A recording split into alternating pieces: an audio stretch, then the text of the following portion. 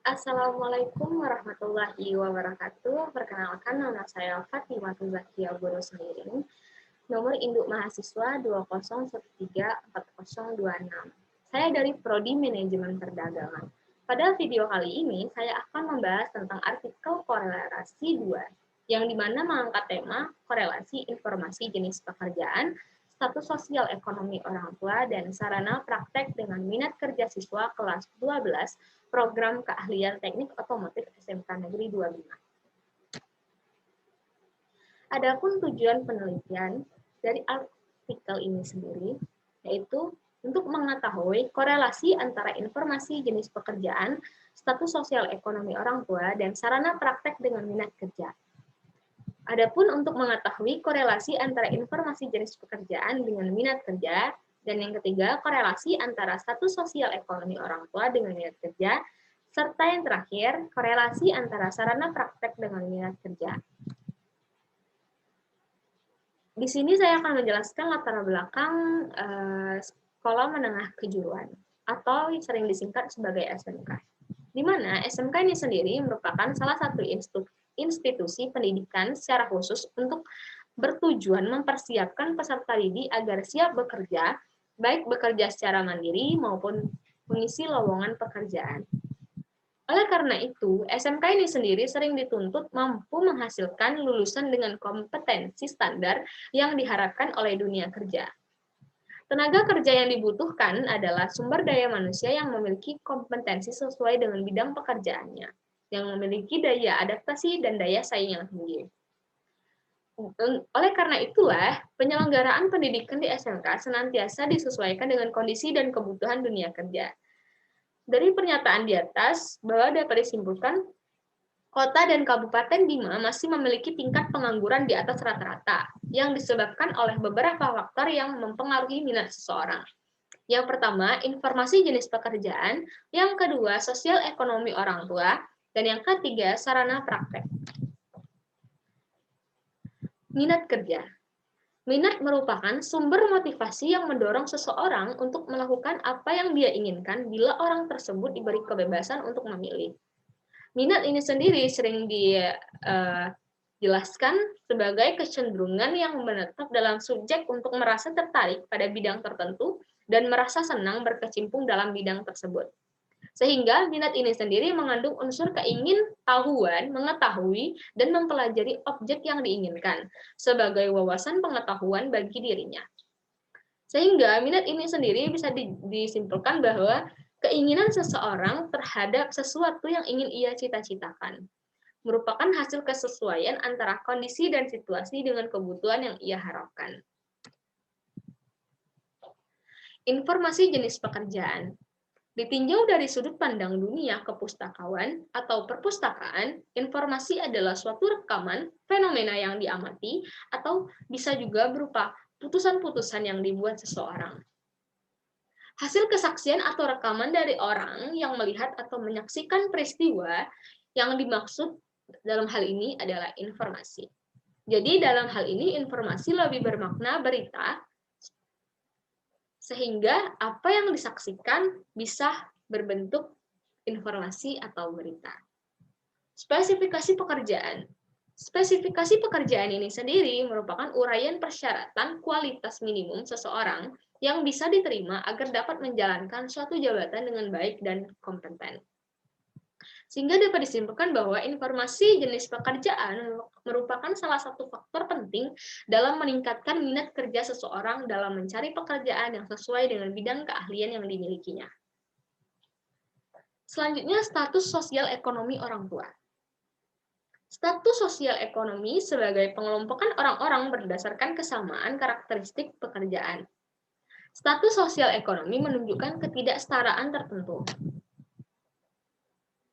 Secara umum, anggota masyarakat memiliki beberapa permasalahan. Yang pertama, pekerjaan yang bervariasi prestasinya, dan beberapa individu yang memiliki akses yang besar terhadap pekerjaan berstatus lebih tinggi dibanding orang lain. Yang kedua, tingkat pendidikan yang berbeda. Ada beberapa individual memiliki akses yang lebih besar terhadap pendidikan dibandingkan orang lain. Yang ketiga, sumber daya ekonomi yang berbeda. serta yang terakhir, tingkat kekuasaan untuk mempengaruhi institusi masyarakat. Selanjutnya, sarana praktek. Sarana dan prasarana dalam pendidikan teknik sangat diperlukan untuk dapat mengimplementasikan kurikulum pendidikan teknik dengan baik.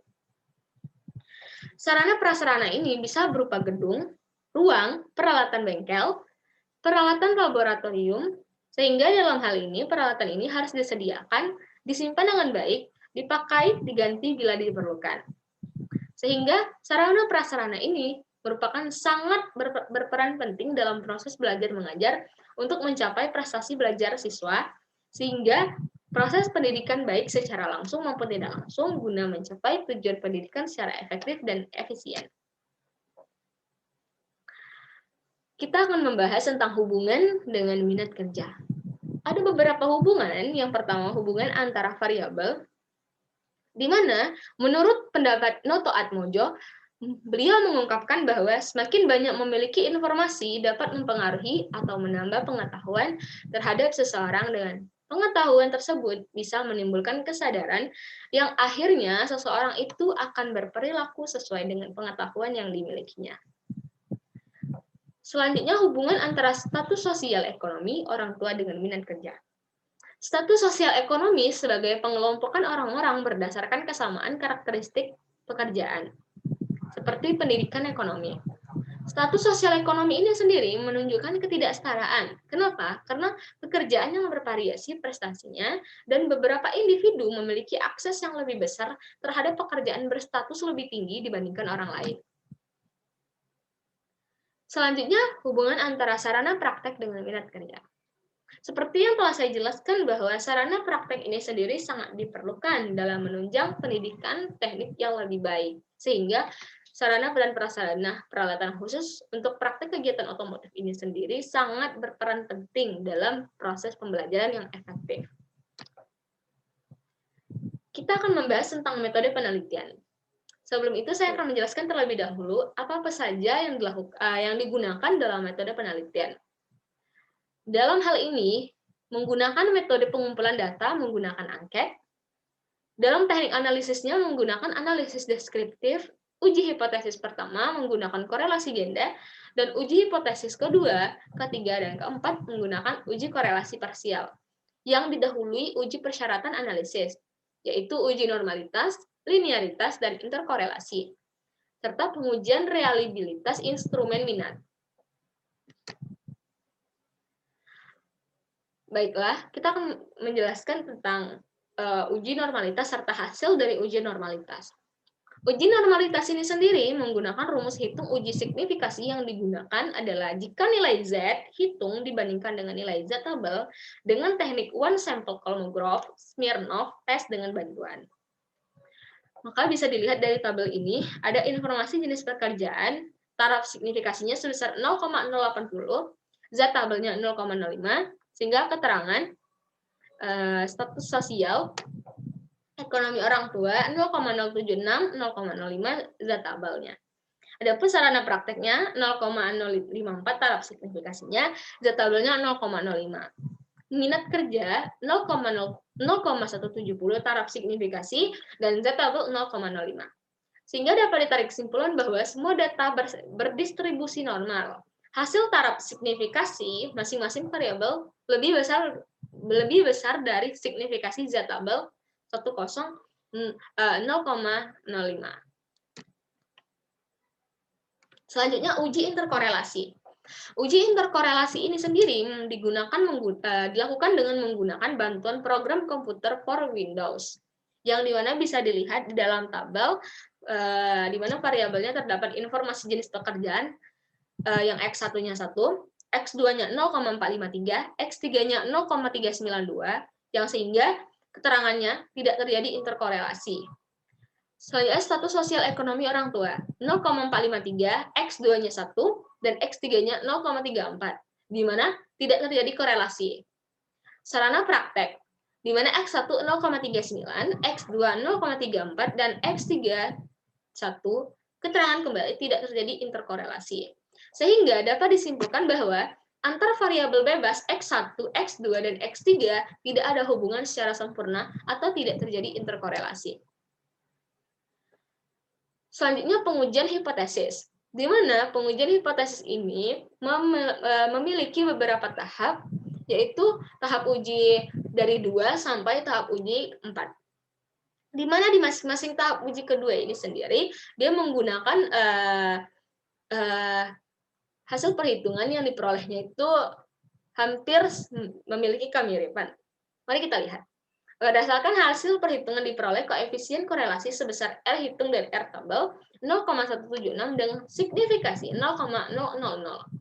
Dengan demikian, kedua diterima sehingga dapat ditarik kesimpulan ada korelasi positif dan signifikan antara informasi jenis pekerjaan dengan minat kerja. Uji hipotesis 3. Berdasarkan hasil perhitungan diperoleh koefisien korelasi sebesar R hitung 0,305 lebih besar dari R tabel hingga 0,176 dengan signifikasi 0,00. Dengan demikian, hipotesis ketiga diterima. Kembali lagi, ada korelasi positif dan signifikan antara status sosial ekonomi orang tua dengan minat kerja. Yang terakhir, uji hipotesis keempat. Berdasarkan hasil perhitungan diperoleh koefisien korelasi sebesar R hitung 0,244 lebih besar R tabel 0,176 dengan signifikasi 0,00. Kembali lagi ditarik kesimpulan bahwa ada korelasi positif dan signifikan antara sarana praktek X3 dengan minat kerja. Kenapa uji hipotesis kedua, ketiga, keempat ini bisa sama? Karena hasil uji korelasi R hitung dan R tabelnya ini sangat signifikasi atau lebih besar dari R tabel. Jadi sehingga hasil terakhirnya memperoleh ada korelasi positif dan signifikan antara informasi. Kesimpulan, berdasarkan pembahasan yang saya jelaskan, ada beberapa kesimpulan yang bisa kita tarik, yaitu ada korelasi positif dan signifikan antara Y, siswa kelas 12 program keahlian teknik otomotif SMK Negeri 2 Bima tahun ajaran 2015 sampai 2016.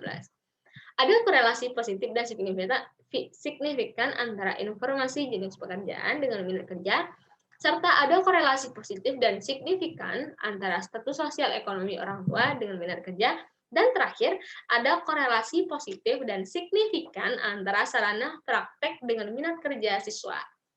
Mungkin cukup sekian yang dapat saya sampaikan. Mohon maaf apabila terdapat penjelasan yang kurang jelas, penjabaran yang kurang mudah dipahami. Untuk itu kepada Allah saya mohon ampun. Saya akhiri. Wassalamualaikum warahmatullahi wabarakatuh.